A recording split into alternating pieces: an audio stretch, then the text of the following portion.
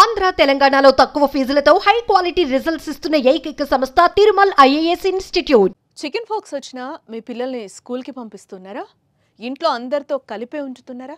Doctor దగ్గరికి అక్కర్లేదని light తీసుకుంటున్నారా? అయితే జాగ్రత్త.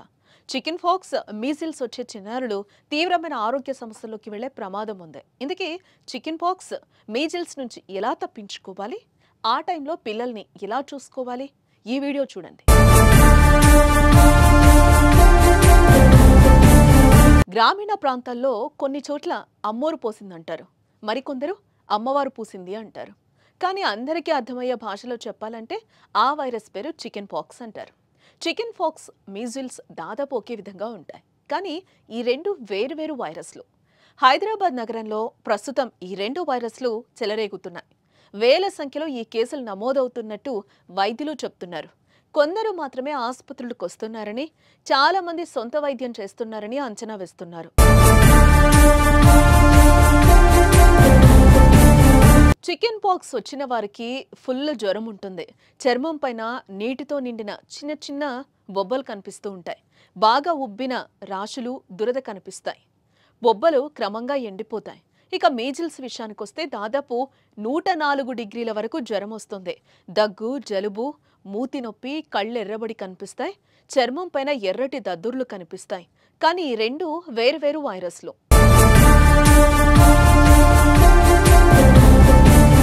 చికెన్ పాక్స్, మీజిల్స్ ఎండాకాలంలో ఎక్కువగా వస్తూ ఉంటాయి. ముఖ్యంగా మార్చి నుంచి జూన్ మధ్యలో 1 నుంచి 10 సంవత్సరాల వయసున్న పిల్లల్లో ఈ రెండు వైరస్లు కనిపిస్తాయి. శీతాకాలంలో డిసెంబర్ చివరి నుంచి ఫిబ్రవరి వరకు ఈ రెండు వైరస్లు కనిపిస్తాయి.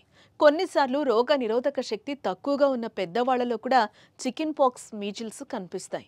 కాకపోతే ఈ రెండు వైరస్లు కలిపి ఒకేసారి రావచ్చు, లేదంటే చిన్నప్పుడు చికెన్ పాక్స్ వచ్చి పెద్దయిన తర్వాత మీజిల్స్ రావచ్చు. కాకపోతే ఈ రెండు వైరస్లు లైఫ్లో ఒక్కోసారి మాత్రమే వస్తాయి.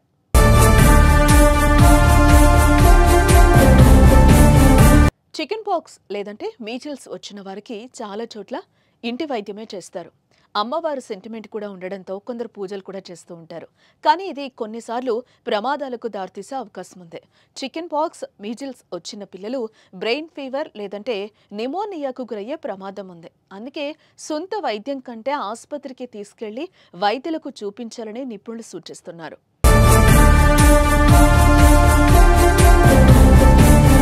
నగరంలో చికెన్ పాక్స్తో బాధపడుతున్న పిల్లలను కొందరు స్కూళ్లకు పంపిస్తున్నారు.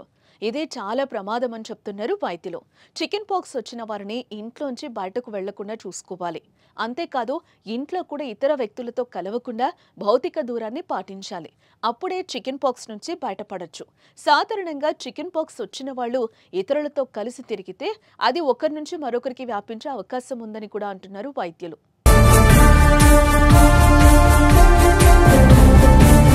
దగ్గు, జ్వరం ఉండడంతో చాలా మంది పెయిన్ కిల్లర్స్ ను వాడుతున్నారని వైద్యులు ఆందోళన వ్యక్తం చేస్తున్నారు. అలా చేయటం వల్ల పిల్లల లివర్ మీద ప్రభావం చూపే ప్రమాదం కూడా ఉందని అంటున్నారు. అందుకే చికెన్ పాక్స్ వచ్చిన వాళ్లను ఇంట్లో ఐసోలేషన్ చేయాలని, వారికి పూర్తిగా నయమయ్యే వరకు జాగ్రత్తలు తీసుకోవాలని సూచిస్తున్నారు వైద్యులు.